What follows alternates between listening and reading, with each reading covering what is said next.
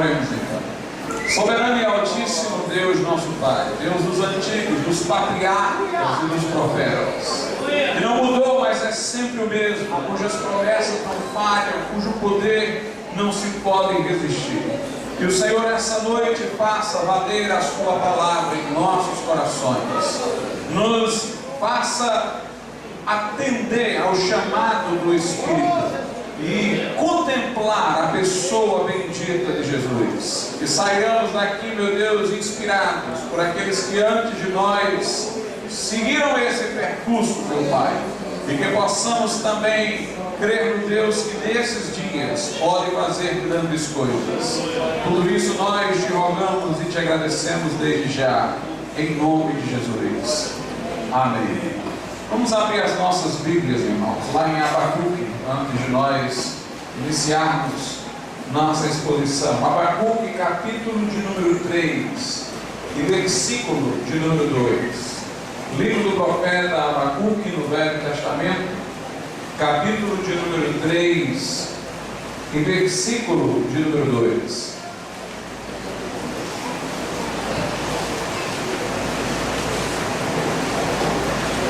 Ouvi, Senhor, a tua palavra, diz o profeta, e temi. Aviva, ó Senhor, a tua obra no meio dos anos. No meio dos anos, faze-a conhecida. Na tua ira, lembra-te da misericórdia. Eu vou reler para os que encontraram o texto somente agora. Ouvi, Senhor, a tua palavra e temi. Aviva, ó Senhor, a tua obra no meio dos anos. No meio dos anos, faze-a conhecida. Na tua ira, lembra-te da misericórdia. Podeis assentar.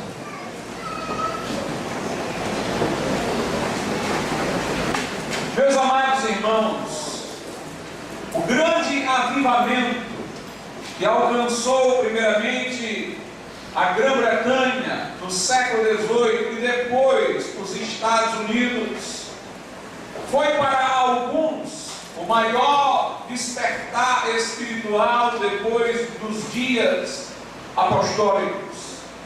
De fato, foi um grande mover de Deus.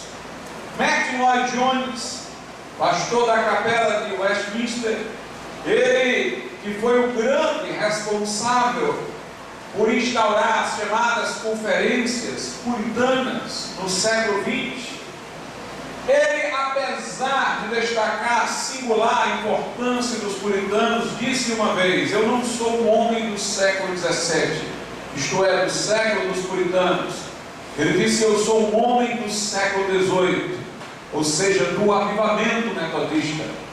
Lloyd Jones dizia que o metodismo, como um movimento, foi muito mais importante até do que o puritanismo no século XVII. E, meus amados irmãos, essa grande importância salientada por homens como Lloyd Jones deve-se ao fato do poder de reversão que teve aquele grande avivamento. O cenário do século XVIII na Inglaterra era escuro. Há historiadores que dizem, inclusive, que se não houvesse acontecido o grande avivamento metodista, que naquele tempo não era uma denominação, é bom sempre considerar isso, o metodismo ali era um movimento que reunia pessoas de diversas denominações, sendo, entretanto, a maioria de seus líderes anglicanos.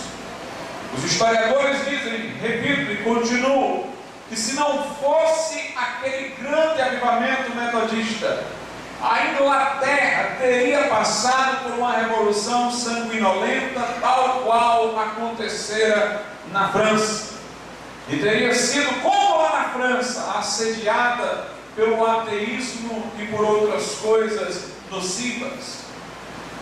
Durante o século XVIII, a bebedeira e a embriaguez, particularmente entre as classes mais baixas da sociedade, era comum, era visível pelas ruas. Nos faz lembrar hoje do que acontece com a juventude de nosso tempo pela propagação das drogas e do crack. A embriaguez, o vício dominava. O jogo de azar também ocupava o tempo livre de muitas pessoas, as apostas. Naquele momento, as igrejas tinham passado por um grande esfriamento espiritual. Muitos dos pastores pregavam, na verdade, filosofia humana, secular, sendo que ilustravam no seu discurso filosófico a mensagem que pregavam com versículos bíblicos, guardando grande parentesco com o que se vê nos dias de hoje. Pastores que pregam mensagens baseadas em psicologia secular, e eles apenas apresentam o mesmo discurso que certos psicólogos apresentam, apenas recheando-os de versículos da Bíblia, mas a mensagem não tem o conteúdo bíblico cristão. Nós podemos recordar que nesse tempo as pessoas dormiam nos cultos, dada a indiferença religiosa. Havia uma difusão do ceticismo. Neste século aparecera um filósofo muito importante, o escocês David Hume, que era um questionador do sobrenatural, dos milagres. Escreveu inúmeros livros contestando aquilo que estava na Bíblia, e sua influência era grande naquele período. Por outro lado, o deísmo era a filosofia da moda. O deísmo é o pensamento segundo o qual Deus criara o mundo, mas já não mais interferia nele. O mundo seguiria segundo as leis naturais que Deus instilara no momento da criação. Na visão deísta não havia providência divina que coordenava os acontecimentos, nem intervenção miraculosa, nem conversão sobrenatural. Na verdade, os deístas só mencionavam Deus como Criador, porque ainda não tinham outras explicações alternativas para como o mundo veio a existir, sem que falassem em Deus, como alguns cientistas hoje já querem oferecer. Naquele momento, meus irmãos, muita gente desconhecia o Evangelho da Graça e acreditava-se na salvação pelas obras. Enfim, a Inglaterra estava em total escuridão, mas houve uma mudança através do movimento metodista, uma mudança que repercutiu de norte a sul, não apenas da Inglaterra, mas do país de Gales, da Escócia, e depois chegou aos Estados Unidos. E essa mudança foi através da obra de Deus em certos homens, que nós vamos mencionar aqui. E queremos destacar, como já o dissemos, John Whitfield. John Whitfield era filho de uma família cujos ancestrais haviam tido muitos pastores, muitos clérigos anglicanos. E seu pai morreu quando ele era de pouca idade. Ele foi criado pela mãe. A mãe herdou do marido uma estalagem, a estalagem do sino. E era dessa estalagem que ela tirava o seu sustento e de sua família. Era uma mulher extremamente preocupada, a mãe de Whitfield, com a sua formação intelectual. Desde cedo, muito esforço, procurou garantir a ele bons estudos em escolas paroquiais, escolas ligadas às igrejas.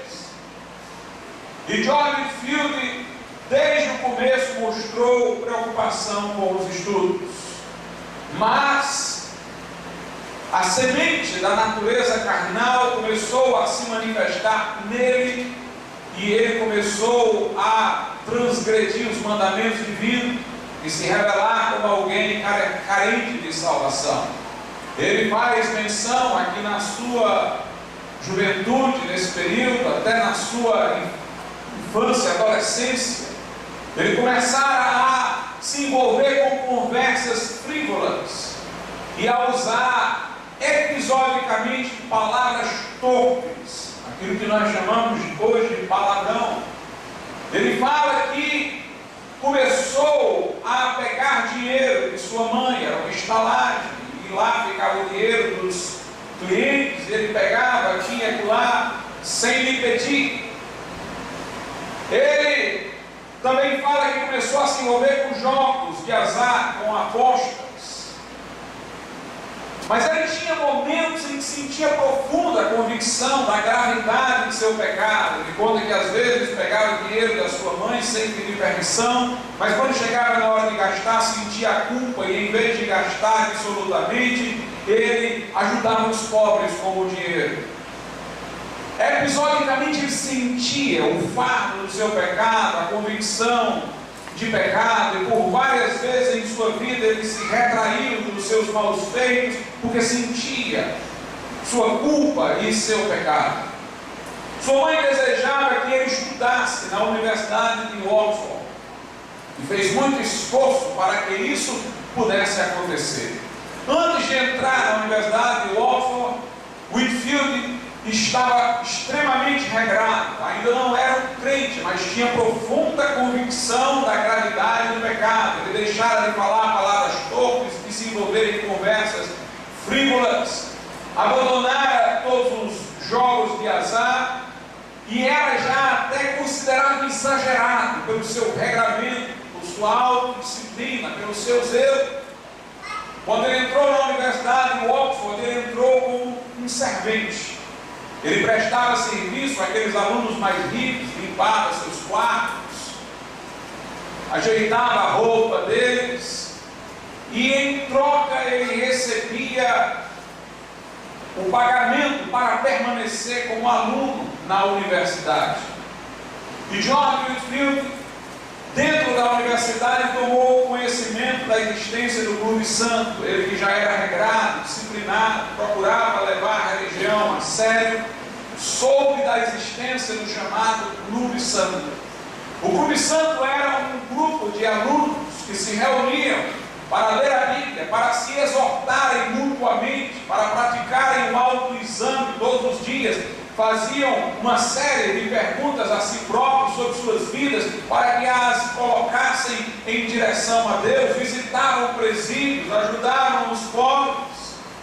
E este grupo foi fundado por Charles Wesley, o compositor desses hinos que nós cantamos aqui nessa noite. Charles Wesley era irmão de John Wesley, ambos eram alunos na Universidade de Oxford. Muito embora Charles Wesley tivesse fundado o Clube Santo e até fora ele quem levou George Whitefield para fazer parte, com o passar do tempo, John Wesley foi assumindo a liderança. Tinha um temperamento mais forte, tinha um espírito de liderança mais notório e tornou-se paulatinamente o líder do Clube Santo. Charles Wesley, quando conheceu George Whitefield, se encantou com ele. Chegou até a escrever um poema. O poema dizia mais ou menos isso, que ele, sem saber, havia hospedado um anjo, na medida em que recebera George Whitefield lá no Clube Santo. Ele fazia alusão a Abraão, e sem saber hospedou anjos de Deus, os recebeu em casa, e que ele, de semelhante modo, Charles Wesley, ao acolher no Clube Santo de George Whitefield, estava acolhendo um anjo. Isso se devia não só à espiritualidade de George Whitefield, mas também à sua aparência. Os seus cabelos eram louros. E ele realmente, somando sua vida regrada com sua aparência, impressionava, como se fosse a figura de um anjo. O seu apelido era Serafim. Veio a ser chamado ele de um pregador serafim. E assim George Whitefield entrou naquele grupo, naquela comunidade de homens tementes a Deus. Mas George Whitefield terminou por descobrir que não era um verdadeiro crente, como John Wesley também descobriu, como Charles Wesley também descobriu, mas o primeiro a converter-se dos três foi George Whitefield. Ele foi dos três o primeiro a passar por uma experiência de conversão. Note, eles eram profundamente religiosos, Eles eram profundamente zelosos. Eles tinham uma profunda consciência da gravidade do pecado, extremamente vigilantes para não transgredirem. Mas o novo nascimento é muito mais do que tudo isso. É muito mais do que tudo isso, irmãos. É uma experiência do homem com Deus. É uma transformação sobrenatural tão profunda que a palavra achada para descrever a experiência não poderia ser tão radical quanto esta. Um novo nascimento, uma nova pessoa surgindo. John Whitfield chegou à conversão quando ele teve acesso a este livro que eu tenho em mãos aqui, A Vida de Deus na Alma do Homem. Foi este o livro que levou John Whitfield a concluir que não era crente e chegar à conversão. Aqui, inclusive, tem uma expressão de John Whitfield na capa do livro: eu não sabia o que era a verdadeira religião, até que Deus me enviou este excelente tratado.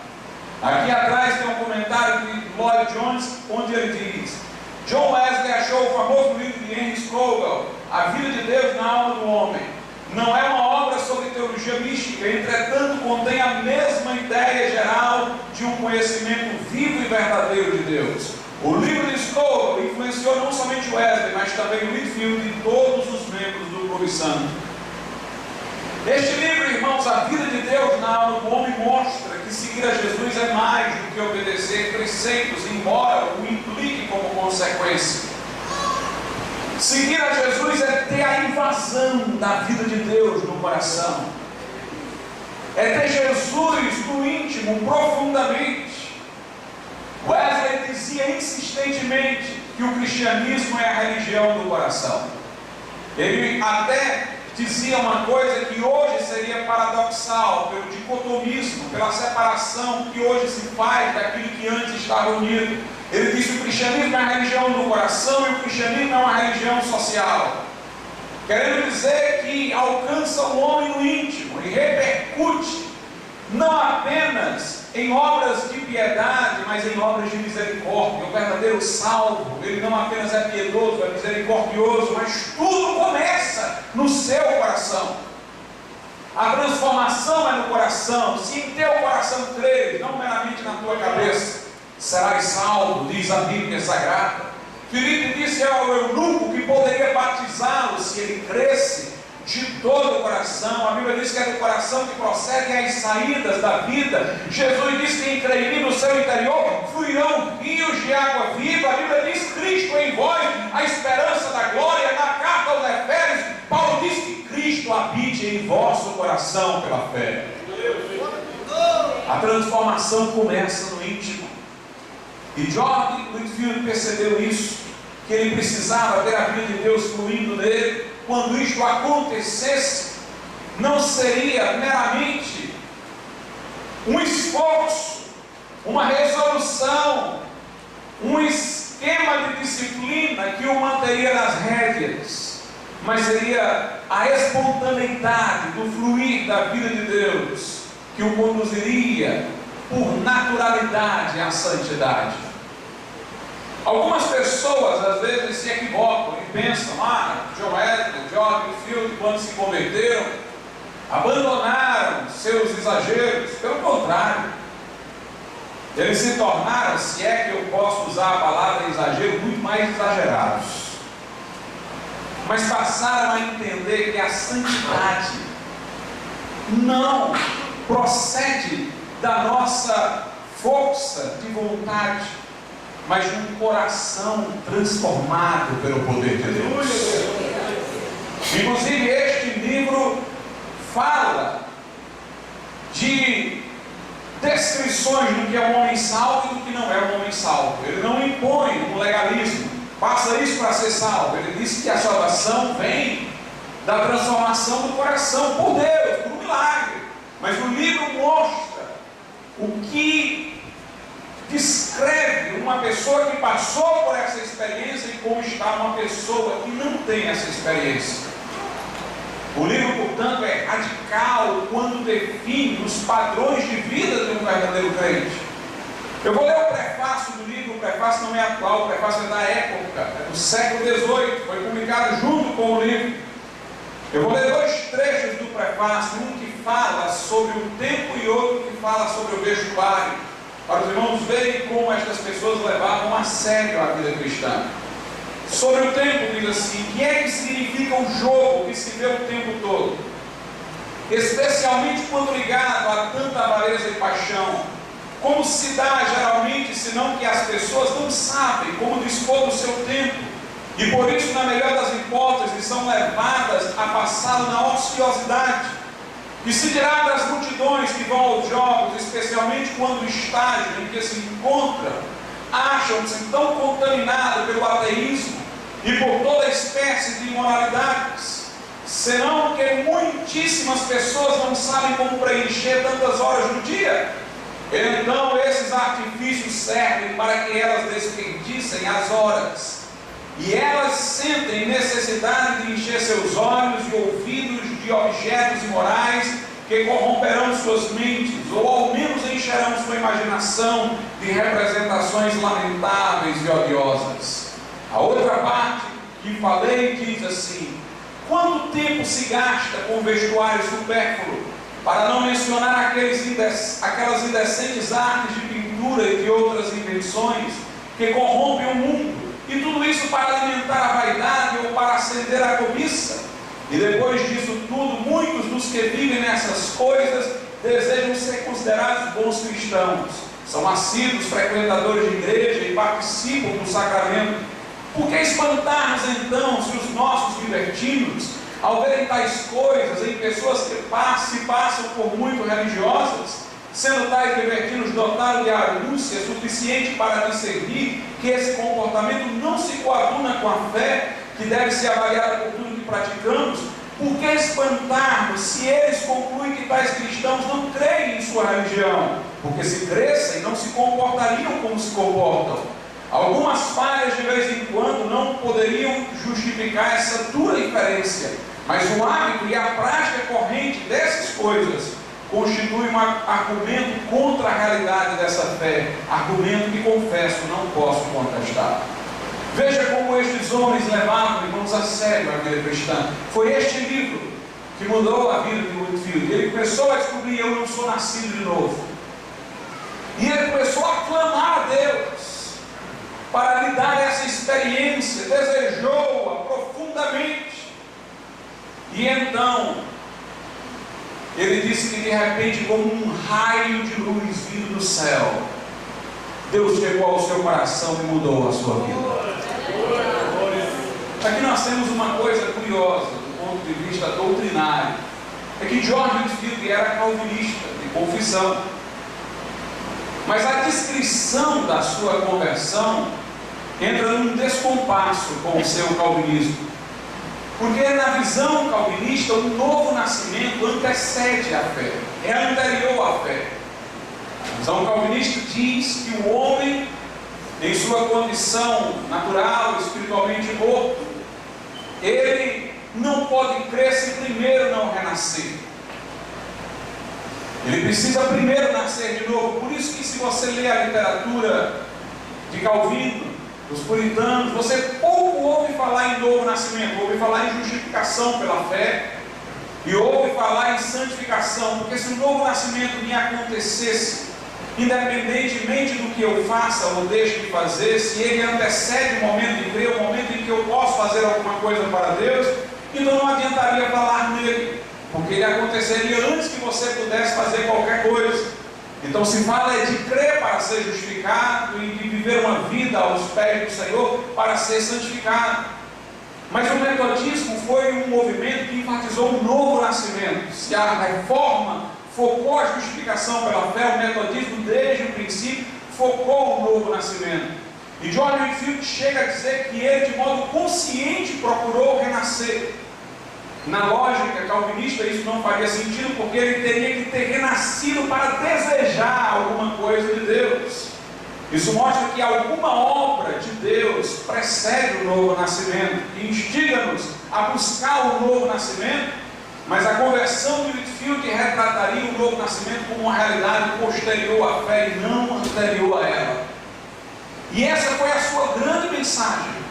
Ele começou a pregar pregar que o homem tinha que nascer de novo, como se alguém tivesse que fazer algo para nascer de novo, não no sentido de produzir um novo nascimento, mas dar a Deus alguma resposta, um arrependimento e fé, para que renascesse.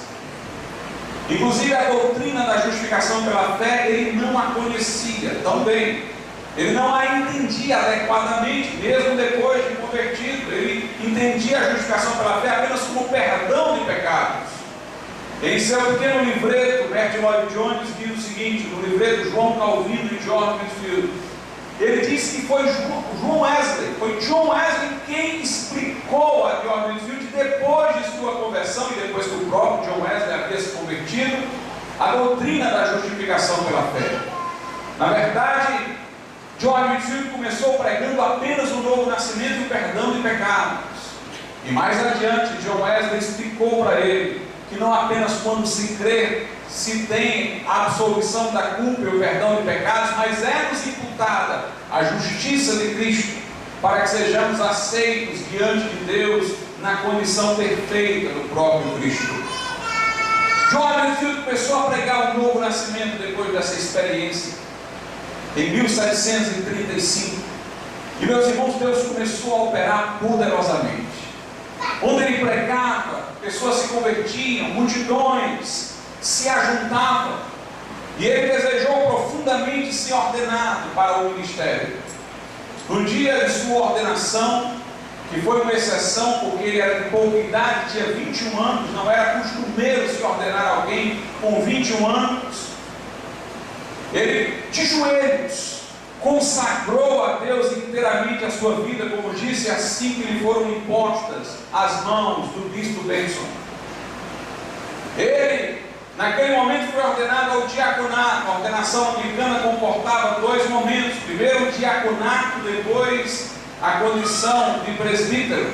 E ali ele tinha a ordenação inicial, que se chamava diaconato, no contexto eclesiástico anglicano. Quando ele pregou o seu primeiro sermão, depois de ordenado, houve pessoas que ficaram perturbadas com a culpa, que se angustiaram, rogaram pelo perdão de seus pecados. E naquele momento, irmãos, se divulgou que 15 pessoas haviam ficado loucas durante a pregação de John Whitefield.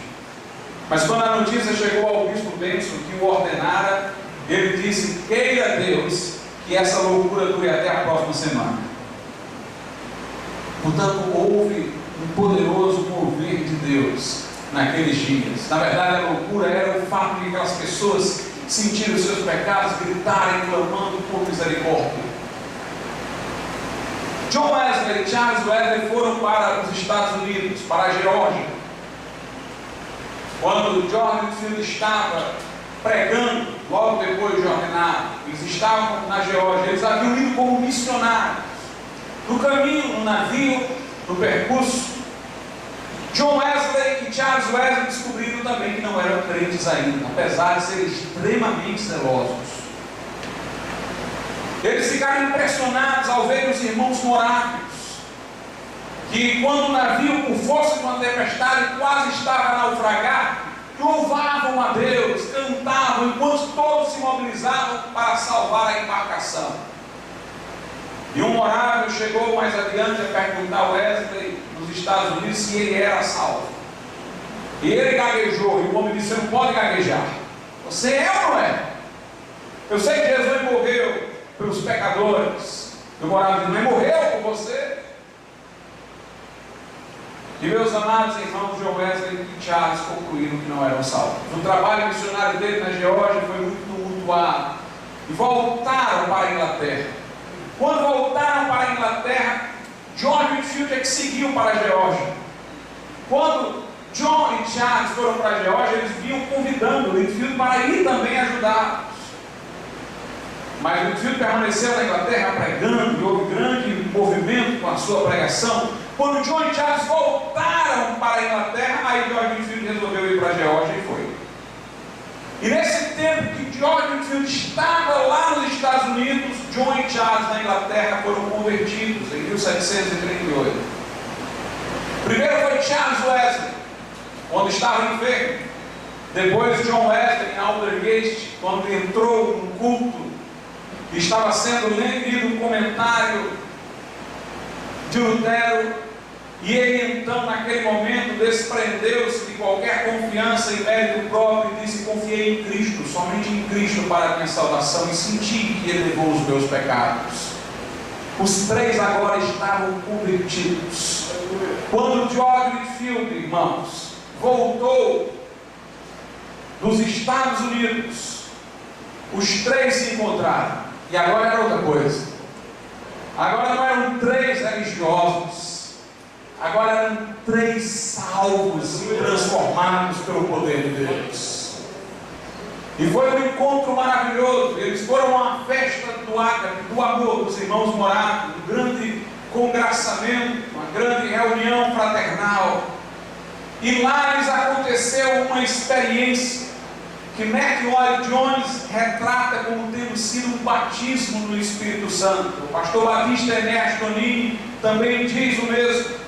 Eles registraram o acontecimento com as seguintes palavras: por volta de 3 da manhã, quando continuamos em insistente oração, o poder de Deus veio extraordinariamente sobre nós, a ponto de alguns gritarem de abundante alegria e de muitos caírem no chão.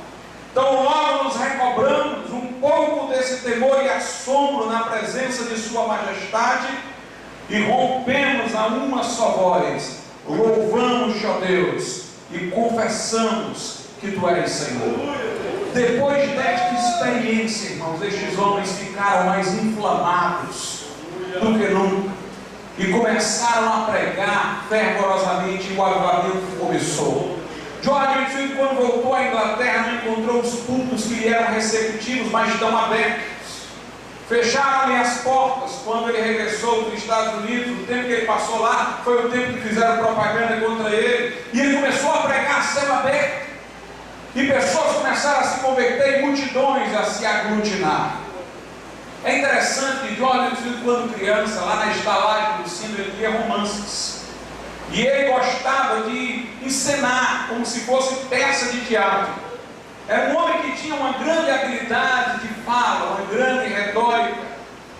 E quando ele pregava, diferentemente dos pregadores mais convencionais, ele se movimentava muito, fazia muitas gesticulações, aquilo fazia com que as pessoas se mantivessem mais atentas, e multidões se reuniam e a glória descia. Ele então convenceu John e Charles Wesley a pregarem também a céu aberto. Eles foram de malgrados. Eles disseram: nós não queremos ir, nós achamos isso uma coisa desrespeitosa. Se tem que pregar é na igreja, dentro dos templos. Mas finalmente George Whitefield os convenceu, e eles foram sem muito jeito. John Wesley pregou sem muito jeito, mas irmãos, pessoas começaram a clamar por misericórdia, caírem no chão. Interessante que George Whitefield ajuntava muito mais multidões, e George Whitefield pregava de modo muito mais eloquente do que John Wesley. Mas as manifestações físicas aconteceram com muito mais intensidade quando John Wesley pregou. Pessoas gritando, caindo ao chão, pedindo por misericórdia. Charles Wesley retratou aquelas manifestações como espasmos do corpo. E quando John Wesley viu aquilo, ele não pôde negar que era uma obra de Deus. E a partir daí nunca mais deixou de pregar a céu aberto. George Whitefield Norte, ele foi o primeiro a converter-se, foi o primeiro a pregar ao ar livre, ao céu aberto. Foi pioneiro nessas duas experiências. E meus amados irmãos, ele voltou aos Estados Unidos diversas vezes. Quando ele esteve primeiramente nos Estados Unidos, como eu disse, naquele momento em que os Wesley se converteram na Inglaterra, ao sair de lá ele viu muitas crianças sem pais, que tinham ido para a colonização, no caso, os pais, mas tinham sido mortos. Aquelas crianças estavam sem a família. Ele resolveu fazer um orfanato. Ele voltou à Inglaterra para obter autorização de criar um orfanato e para obter apoio econômico para manter o orfanato. George Whitefield teve acesso a salões nobres. Ele cativou o coração da Lady Huntington, que era uma pessoa da nobreza. Ele começou a pregar os nobres que lhe ajudaram no orfanato. Ele impactou a nobreza inglesa, todos queriam ouvir George Whitefield. Lugares fechavam, o comércio fechava quando ele chegava em algum lugar, porque todos queriam ouvi-lo. Até nos Estados Unidos, Benjamin Franklin o ouvia constantemente, muito embora não tenha se convertido. Benjamin Franklin custeou a impressão dos sermões de George Whitefield. Ele chegou até a custear outras coisas, ajudá-lo no orfanato. Uma vez ele até disse: eu tenho dado muita oferta para esse orfanato de George Whitefield, eu vou para o culto hoje e não vou dar nada. Mas quando o George Whitefield começou a pregar, ele disse: eu tirei tudo que tinha no bolso e dei. David Hume, que era o filósofo cético da época, influente, foi ouvir George Whitefield. Ele não se convenceu do cristianismo, mas ele disse: vale a pena viajar milhas para ouvir este homem falar, para ouvir este homem pregar aquilo em que ele acredita. Samuel Davis, um grande pregador e erudito da época, ele dizia: George Whitefield tem um sermão não tão bem elaborado. As coisas às vezes são incompletas, as frases são imperfeitas, mas há uma unção tão grande de Deus na sua vida, que valeria a pena traspassar o Atlântico correndo o risco de naufrágio para chegar até ele e ouvi-lo pregar. E ouvi-lo pregar. O mover de Deus, irmãos, começou pela Inglaterra e pelos Estados Unidos, através de George Whitefield. Ele ficou muito amigo de Hall Harris, que era um pregador leigo do país de Gales. Este homem, não sendo ordenado pastor, não podia pregar nas igrejas, então ele pregava a céu aberto. Como naquele tempo só podia pregar quem fosse pastor, ele encontrou uma estratégia. Ele disse: eu não prego, eu exorto. E a glória desceu com a pregação de Hall Harris. E ali surgiram entre os metodistas os exortadores. Eram aqueles que não eram ordenados, não se poderia dizer que pregavam. Então se utilizou essa expressão alternativa: eles são exortadores. E Deus começou a operar grandemente através dos pregadores leigos. George Whitefield casou-se, irmãos, tanto como John Wesley, de maneira precipitada. Estes homens, inicialmente, nenhum deles tinha interesse em casar-se. Enquanto de repente se lhes despertou o interesse, o fizeram com muita precipitação. Hall Harris, parece estranha essa história, ele trocava cartas com uma senhora chamada Senhora James, uma senhorita, melhor dizendo, chamada James. E essa mulher era uma mulher piedosa, espiritual. Por vários anos, Hall Harris e ela trocaram cartas e ela se apaixonara por ele.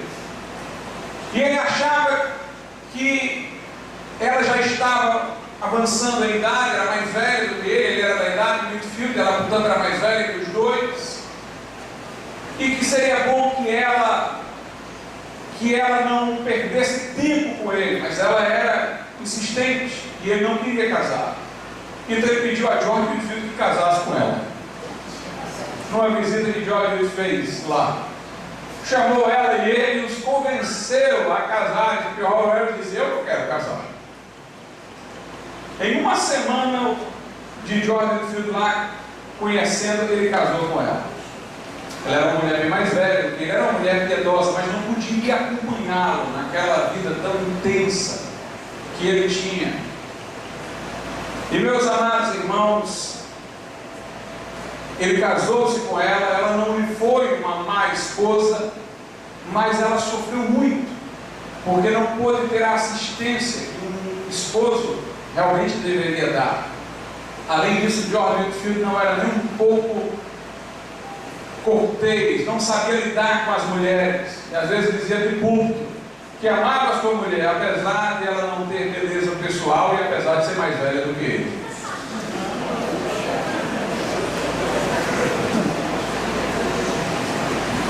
Um dos seus filhos, que ele teve, um dos primeiro, morreu. George Whitefield era tão exagerado que ele tinha que pregar no lugar e ele não foi ao enterro do próprio filho. A esposa teve que enterrar o filho sozinho. E ele estava pregando um pouco distante. Ele dizia que o coração dele se rasgava, porque ele ouvia a voz daqueles que estavam mais proximamente no enterro, e ele não estava lá. Estes homens, irmãos, se pecaram, às vezes pecaram pelo exagero. George Whitefield dizia que dormia no chão, para não ficar preguiçoso, para não amar o sono. Era um homem zeloso, pregava não sei quantas vezes numa semana, várias vezes durante um dia. O seu lema era este: pregar até cair. Por isso que esses homens, irmãos, abalaram o mundo, estremeceram a terra. Quando George Whitefield foi a segunda vez à Inglaterra, no retorno, houve uma grande tensão entre ele e John Wesley, por causa das distinções entre calvinismo e arminianismo. Eu não vou falar hoje sobre isso, porque é o conteúdo do que ele pregava, mas nós vamos falar disso no sábado. Na verdade, o melhor caminho é a via média entre os dois, aquilo que os batistas antigos defenderam, que nós vamos sustentar aqui no sábado. Mas John e Charles Wesley tinham elementos que entre si poderiam se combinar para dar essa via média antiga defendida pelos batistas, que vamos mencionar aqui no sábado. Mas eles se puseram nos extremos. Inicialmente, John Whitefield disse para John Wesley que ele se comprometia a não escrever nada sobre isso, se John Wesley não escrevesse.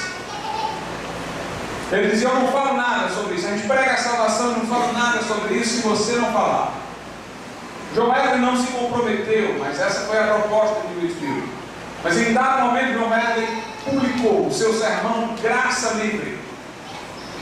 E Whitefield sentiu que tinha que reagir, ele lamentou. Interessante as cartas que eles trocaram nesse momento, muito respeitosas, expressando cada um muito amor para com o outro. Um dizia para o outro: eu daria a minha vida por você. Quando iam discordar, antes de discordar, diziam: eu estou discordando aqui, mas eu seria capaz de dar a minha vida por você. John Whitefield se sentiu obrigado a falar, e desde o começo ele queria que John Wesley não escrevesse, porque quem o ajudava nos orfanatos e tal, os que faziam parte da nobreza, eram calvinistas, e obviamente iam esperar dele uma reação. E ele tomou essa reação e escreveu contra.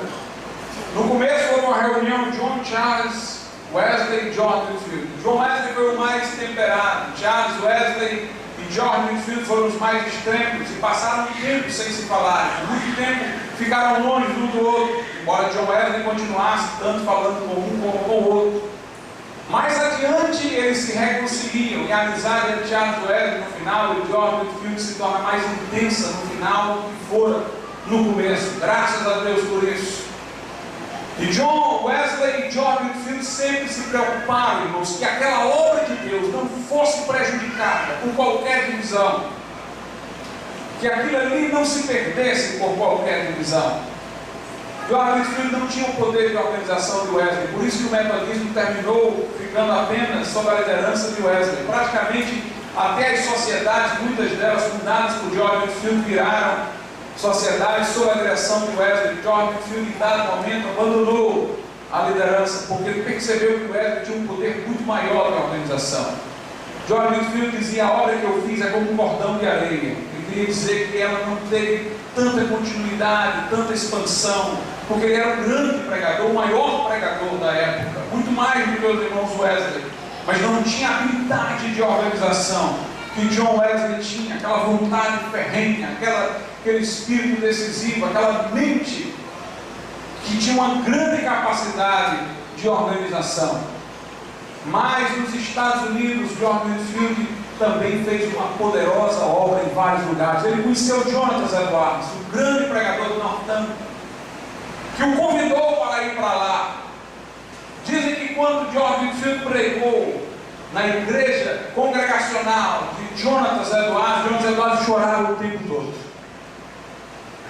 Alguns até dizem que ele era um filósofo, ele era um erudito, um homem intelectual. Se esperaria de um homem brilhante, um gênio como Jonathan Edwards, que fosse extremamente intelectual e pouco afetivo. Mas ele chorou durante toda a pregação de John Whitefield. Nas memórias de Jones Edwards comenta que ele reprovou uma coisa em George Whitefield, mas eu acho que George Whitefield ele estava certo. Ele disse que George Whitefield era um homem que vivia de impressões internas. O que Jones Edwards queria dizer é que George Whitefield ficava toda hora dizendo: Deus me chamou para isso, Deus me chamou para aquilo, eu estou ouvindo a voz de Deus para fazer isso e aquilo. O metodismo acreditava que Deus ainda fala. Não, obviamente, a revelação doutrinária, mas nos dirige na vida, na obra de Deus. Como Filipe, que ouviu a voz do Espírito Santo para se ajuntar à carruagem do eunuco. Como Pedro, que ouviu a voz de Deus no coração para ir à casa de Cornélio.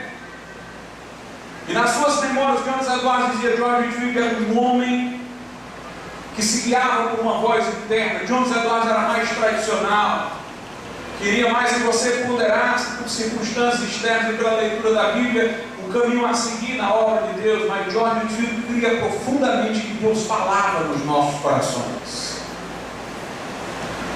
E meus irmãos, o final da vida de George Whitefield foi nos Estados Unidos. Ele estava indo para pregar numa igreja presbiteriana. E no caminho ele ficou hospedado na casa de um pastor. A multidão já o tinha ouvido do lado de fora, mas a multidão o acompanhou até a casa do pastor e ele pregou para a multidão. Mas depois ele quis descansar. Quando ele estava subindo a escada, a multidão não o deixava e continuava lá. Então ele pegou uma vela e segurou no meio da escada e começou a pregar até a vela se acabar. Quando a vela se acabou, ele recolheu-se ao quarto e lá morreu de asma cardíaca. Ele pregava tanto, ele começou a sentir ao longo do tempo muita falta de ar. Morreu com 56 anos de idade, morreu jovem. E John Wesley disse: nunca se ouviu falar de um pregador como George Whitefield. No memorial de sua morte, John Wesley assim o disse. John Wesley disse que nunca conhecera na vida pessoas tão santas como John Fletcher de Madeleine, que era o seu possível sucessor, mas morreu antes de John Wesley, e George Whitefield. Que espiritualidade, irmão, desses homens, que humildade. Homens que se respeitavam mutuamente e pregavam o Evangelho com intrepidez. Martin Lloyd-Jones diz: chegou a hora de nós distinguirmos mensagem de pregação. Ele diz no seu livro sobre George Whitefield, de que já vos falei aqui. Ele diz: nós temos hoje muita mensagem, mas nós temos hoje pouca pregação. Martin Lloyd-Jones disse: pregação é razão eloquente, é lógica em chamas. E ele diz: George Whitefield não é um homem de mensagem, é um homem de pregação. Temos muitos doutores que fazem exposições esquemáticas bem elaboradas, que de certa maneira deleitam a nossa mente pelas explicações que dão, mas não impactam o nosso coração. Como diz Samuel Davis, a pregação de George Whitefield tem frases incompletas, não é bem arrumada, mas tem uma unção que valeria a pena atravessar o Atlântico com risco de naufrágio para ouvi-lo. Quando alguém quis imprimir os sermões de George Whitefield, sabe o que ele disse? Ele disse: pode ser, mas veja se você consegue colocar no papel os raios, o trovão e o arco-íris. O que ele queria dizer é que um sermão impresso, lido, não é igual a um sermão pregado com unção. É diferente você ler e você ser impactado por uma mensagem ungida por Deus, que vem do céu. Martin Lloyd-Jones disse que um estudo bíblico você acompanha com caneta e papel, mas uma pregação esqueça da caneta e o papel e deixe Deus sacudir o seu coração. Se nós quisermos avivamento, irmãos, nós precisamos de mais do que mensagem, nós precisamos de pregação, nós precisamos de tochas humanas, de pregadores inflamados. Como John Wesley disse: ou você põe fogo no seu sermão, ou você lança o seu sermão no fogo.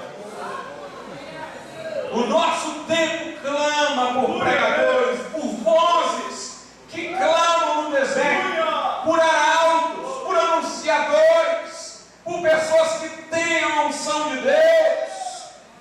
Whitfield se sentia tão desafiado por cada pregação que fazia, que em suas narrativas ele conta que no trajeto para pregar no lugar, de vez em quando ele parava, olhava para a direita e para a esquerda e dizia: será que eu volto, eu fujo, eu desisto? Ele se sentia eternamente cobrado de pregar, não porque lhe faltava o que dizer, mas porque ele sabia que na hora que ele fosse abrir a boca, tinha que ter unção, tinha que ter graça, e ele ficava hesitando: será que eu estou na presença de Deus o suficiente para falar? E ele se sentia desafiado toda vez que ia pregar. Ele dizia no percurso: minha vontade era de desistir, era de fugir, porque ele sabia que se Deus não o usasse, nada aconteceria, nada adiantaria. Nós precisamos hoje de não apenas pregadores de púlpitos, mas de pregadores de praças, não apenas, irmãos, de teólogos, mas de arautos, não apenas de erudição, mas de poder, de graça, de unção, que sacuda a terra. É disso que nós estamos precisando. Aqueles homens, irmãos, abalaram porque eram fervorosos, porque viviam na presença de Deus, porque andavam na presença de Deus, porque buscaram a plenitude do Espírito Santo. E aqui eu lembro que os irmãos aqui já ouviram falar que Billy Graham, antes de ser o pregador que foi, quando era seminarista, foi para uma excursão, e na excursão foram aos locais em que Wesley ficava, pregava as suas residências, porque ele ia de um canto para o outro. E chegou-se no lugar em que estava o oratório, o lugar onde John Wesley curvava os joelhos e orava a Deus. Billy Graham conta que ali, o local onde eram postos os joelhos estava desbotado, porque aquele homem costumava orar ali. E quando a excursão estava indo embora, foram contar no ônibus todos os presentes, onde estava Billy Graham. Ele não estava mais lá.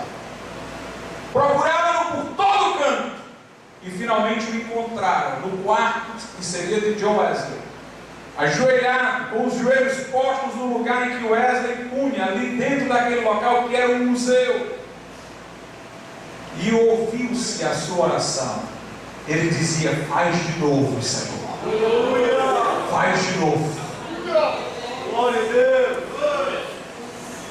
No século XVIII houve um grande apologeta, um dos maiores que a igreja cristã já teve, um defensor da fé, o bispo Butler. Este homem, irmãos, foi importante. Ele defendeu a fé perante os intelectuais, ele mostrou a fraqueza do ceticismo, era um homem de uma habilidade, uma erudição, uma capacidade argumentativa fora do comum. Mas o raio de influência deste homem foi muito pequeno. Ele não mudou a Inglaterra. Não é teologia acadêmica que vai transformar essa geração. Louvamos a Deus pela apologética. Os irmãos me conhecem, sabem como eu dou importância a isso. Estou num ambiente em que eu preciso disso. Eu estou no meio universitário. Eu entendo que este aspecto do meu ministério é importante, mas eu não espero que seja este o aspecto que vai mudar a história.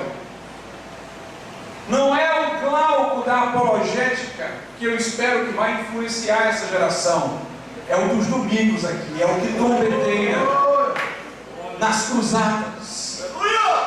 Meus amados irmãos, nós precisamos de pregadores inflamados, de joelhos curvos, de olhos úmidos, de coração trêmulo, de humildade, de pessoas que reconheçam que precisam de Deus e da plenitude do Espírito Santo.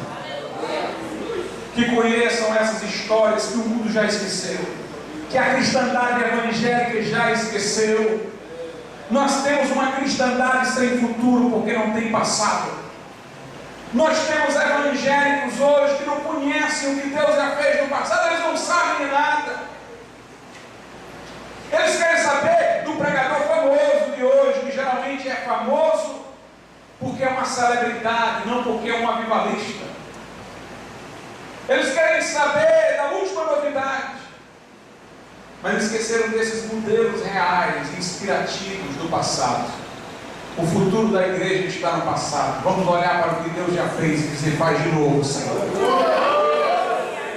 Uma das características da pregação de Whitfield era a interjeição. Ó Deus, Quando ele pregava, ele dizia: ó Deus, ó Deus. Seu estilo de pregar, embora ele fosse calvinista, até contrapõe-se a calvinistas do nosso tempo.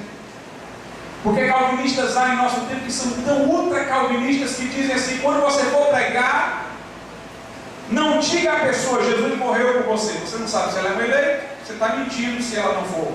Diga: Jesus morreu pelos eleitos, morreu pelos pecadores. Mas uma característica da pregação de Jordan Whitfield, irmãos, é que ele falava à pessoa que o ouvia. Se isso é contra o calvinismo, então na hora que ele pregava, o seu coração ficava maior do que o seu calvinismo, porque ele dizia: você. Era isso que incomodava muita gente. Ele dizia: você é pecador. Ele apontava o dedo: você, você, você. E ele dizia: Jesus morreu por você, Jesus quer salvar você. Sua pregação não era olhando para cima, com um olhar disperso como de um peixe morto. Ele pregava às pessoas, ele interpelava as multidões. John Wesley fazia a mesma coisa, por isso que as pessoas se convertiam, voltavam com raiva, porque se sentiam imediatamente interpeladas por estes homens. Eles iam direto a elas. Uma das características da pregação de Whitfield era essa: você, tu. Não é um homem, não é alguém, não é o eleito, é você, você. Era uma pregação direcionada, que falava diretamente ao ouvinte. Quando ele fazia o apelo, ele chorava o tempo todo. Durante quase toda a pregação de Whitfield, ele chorava. Uma vez lhe perguntaram: por que você chora tanto? Ele disse: porque eu vejo almas que não estão chorando por sua própria sorte, e eu estou chorando no lugar delas por elas mesmas. Quando ele fazia o convite para alguém invocar a Cristo como Salvador, ele interpolava no seu convite orações. Ele dizia à pessoa: vem a Cristo, e dizia: Senhor, que ela venha. É como eu disse, sua pregação não tinha uma estrutura modelada, não, era cheia de interrupções. Ele pregava e orava, chorava, clamava, irmãos, para que vidas se convertessem. Foi este homem que abalou o mundo de então. Um homem que chorava pelas almas. Ele tanto pregava para a glória de Deus, como ele amava cada alma que o estava ouvindo, como ele desejava que cada um se convertesse, como ele chorava por cada um. E Deus honrou esta mensagem. E 2 continentes foram abalados. Onde estão as lágrimas? Onde está a coragem? Onde está a intrepidez? Onde está a linguagem pessoal? Onde está a unção? Deus quer fazer de novo, meus irmãos. Quer fazer de novo. Vamos embora.